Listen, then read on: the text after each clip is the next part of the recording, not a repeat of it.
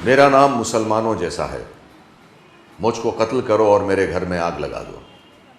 मेरे उस कमरे की असमत लूटो जिसमें मेरी बयाजें जाग रही हैं और मैं जिसमें तुलसी के रामायण से सरगोशी करके कालिदास के मेघदूत से कहता हूँ, मेरा भी एक संदेशा है। मेरा नाम मुसलमानों जैसा है। मुझको कत्ल करो और मेरे घर में आग लगा दो, लेकिन मेरी नस नस में गंगा का पानी दौड़ रहा है। मेरे लहू से चुल्लू भरकर महादेव के मुंह पर फेंको और उस जोगी से ये कह दो, महादेव अब इस गंगा को वापस ले लो। ये जलील तुर्कों के बदन में गाढ़ा गरम लहू बन बन कर दौड़ रही है। जलील तुर्कों में गाढ़ा गरम लहू बन बन कर दौड़ रही है। अब बताइए कि ऐसी साहित्यिक सोच रखने वाले कितने लोग हैं, कितने राइटर्स आपको मिलेंगे। ये पाकिस्तान बिल्कुल नहीं चाहते थे। यहाँ तक कि वो कहते, उनकी एक तवील नज़म है, एक लंबी सी नज़म जिसका नाम है वसीयत। उसमें तो उन्होंने वसीयत की है, वो गंगा को अपनी दूसरी माँ मानते थे।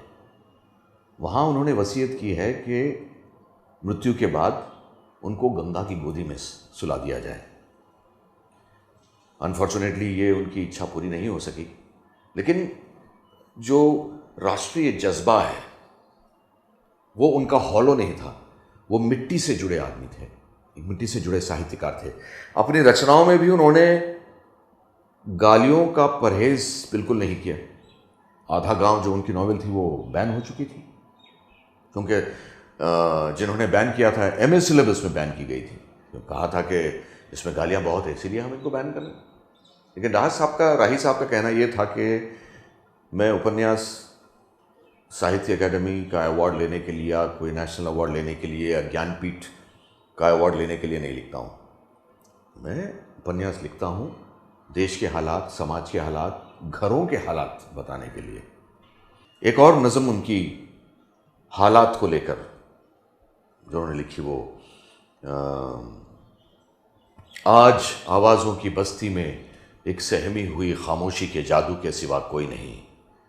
आज आवाज़ों की बस्ती में एक सहमी हुई खामोशी के जादू के सिवा कोई नहीं। मुझको राहों पर सिपाही नहीं अच्छे लगते।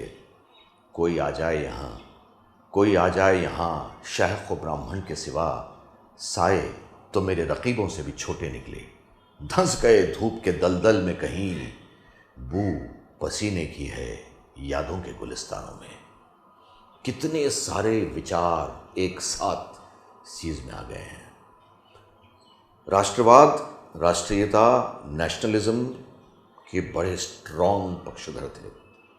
और एक बात उन्होंने साफ कही कि आज हर कोई अपनी जगह मांग रहा है, देश में हर कोई अपनी जगह मांग रहा है। वो कहते हैं कि ये बात सही नहीं है कि 15 अगस्त सन 1947 को देश का विभाजन हो गया था।